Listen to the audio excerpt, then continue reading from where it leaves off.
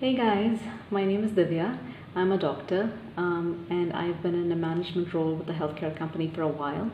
I recently took the SHRM exam and cracked it. I've been doing a series of videos to help everybody crack this exam. I really hope these videos are helping you. If they are, please take a moment to subscribe to my channel. Okay, so today's video was suggested by someone called AB. AB, thank you so much for reaching out to me and suggesting this question.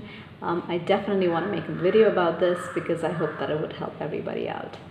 So the question that AB posted was, how do we ensure that we crack this 4-hour long exam that SHRM offers and ensure that we finish within time and that we crack the exam?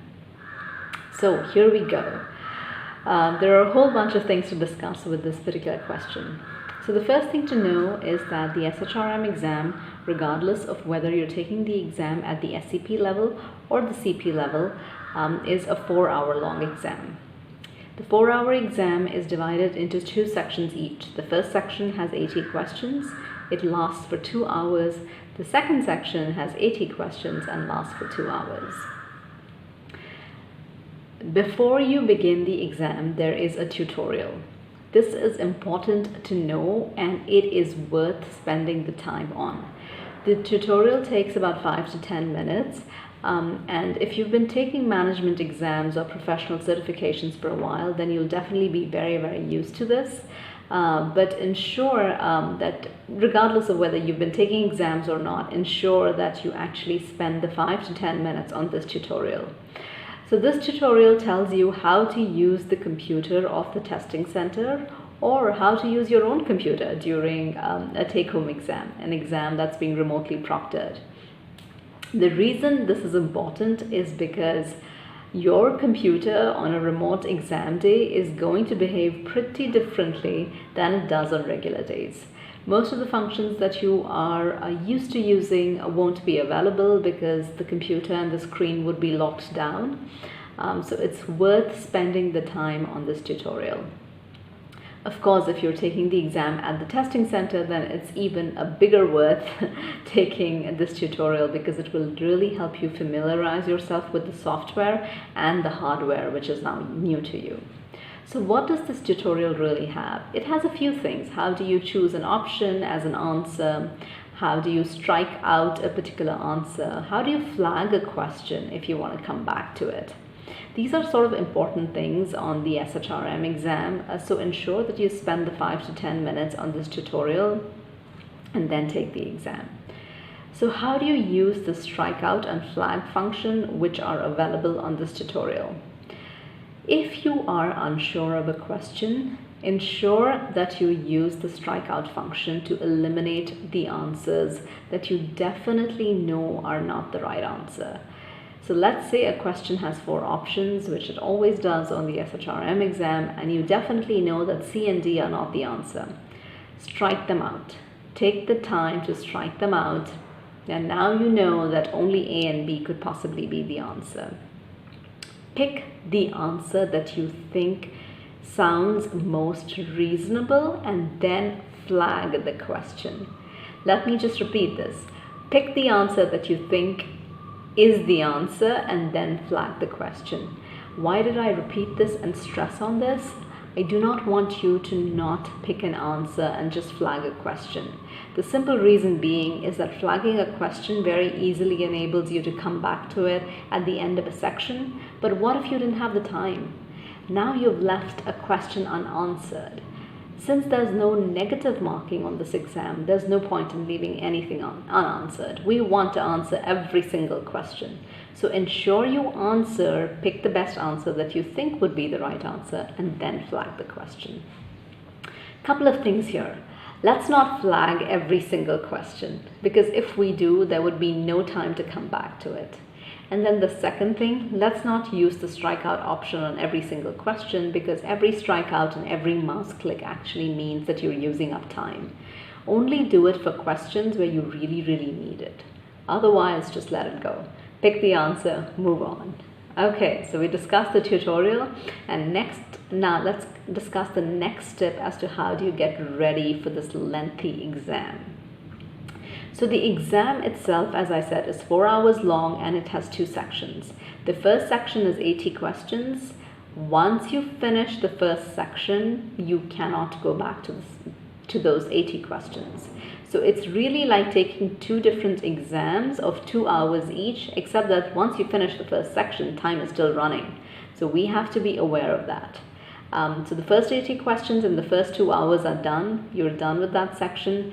There's no going back to that. The next section begins, and that's where you have to focus. SHRM has a total of 160 questions, regardless of whether you're sitting for the CP level or the SCP level. It's good to know this because it sort of comes to about 1.5 minutes per question. The other good thing to know is that the 160 questions are divided into 65 SJT questions and 95 standalone or knowledge-based questions. The SJT questions are what we call situational judgment questions. So they actually present a situation and they want you to pick an answer. These questions are longer. They look like a whole essay. You have to read through them. You have to understand what the roles look like and then pick an answer and then make a decision as an HR professional. Was this ethical? Was this not ethical? What would be the next action? What would be the final decision? These are things that often come up on the situational judgment questions. So the reason I'm explaining all of this is that almost always will the SJTs take longer to answer than the knowledge-based questions. It is good to know this because if you feel like you're taking forever on certain questions, maybe they were just situational judgment questions. So don't be so hard on yourself. Okay, so as I already said, the exam is divided into 2 sections, 80 questions in the first section. 65 total questions in the exam, and they're pretty neatly divided in the sense that 33 of the situational judgment questions appear in section 1 and about 32 or 33 appear in section 2. So you're going to have those longish questions also nicely divided between the 2 sections so you know how much time you're taking. If it's 80 questions for 2 hours, it's obviously 40 questions for an hour. It's simple math. You can do it in your head and you can time yourself. If you are at about 35 or 36 questions done at the end, or at the top of the hour, at the end of the first hour, don't panic. This is totally fine and totally normal. Most likely you were just answering the situational judgment questions, taking a little bit more time on it, and more standalone questions would come. If you are at about 20 or 25 questions at the end of the first hour, it is a little bit worrisome, but please do not panic. Panic does not serve well. It does not serve anybody. All we have to do is assess the situation at hand and move on. So just be a little faster in terms of reading and picking your answers, but do not panic because this can happen to the best of people. Okay, so we talked about a couple of big things.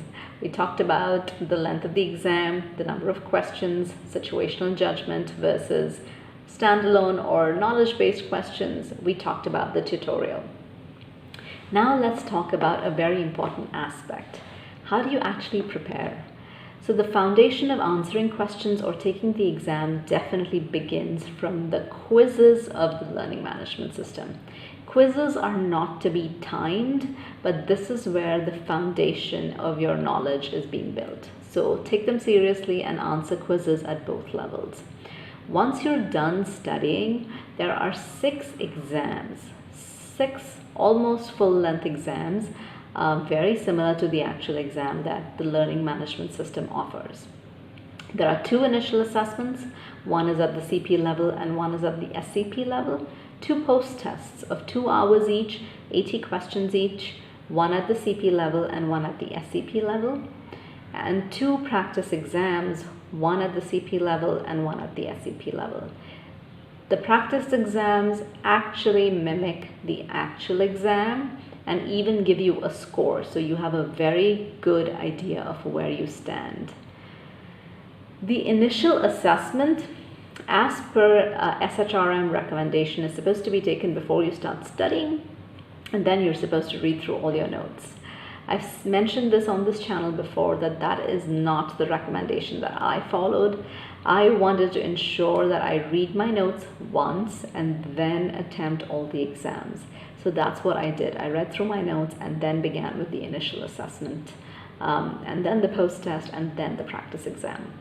So regardless of what you're doing, please ensure that you time all of these exams. If you time all of these exams, there is literally no stopping you, because now you've been in that situation very many times, so you're going to be confident that you're going to crack the exam. It is a real highly recommended tip. Time all your exams and then you will know exactly how to time the actual exam. Okay, my fourth and final tip for the day of the exam.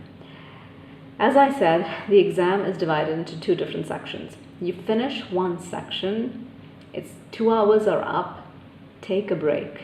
I know the timer is running, you know the timer is running, but that break is well worth it. Take the break, go to the bathroom, get a sip of water, and actually grab a snack. My snack was a homemade stuffed paratha. If you're not from this part of the world, it just means that it's bread stuffed with a lot of vegetables and it gives you a lot of energy. So I ensured that I take the 5-minute break.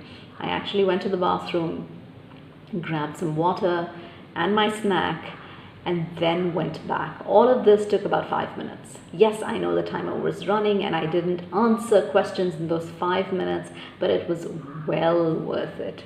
Really and truly worth it. So I recommend it to everybody. Take that break and you're going to be geared up for your next 2-hour session. So to wrap it all up, ensure you do the tutorial, ensure you're focusing on quizzes, take all the practice exams and ensure you time yourself with those exams, and basically know that there are situational judgment questions and knowledge-based questions in the exam, and one takes longer than the other. If you follow all of these, I think you're going to be more than prepared for the day of the exam and you are going to crack it. Once again, I really hope that these videos are helping you, and if they are, please take a moment to subscribe to my channel and give this video a thumbs up. Thank you so much for watching.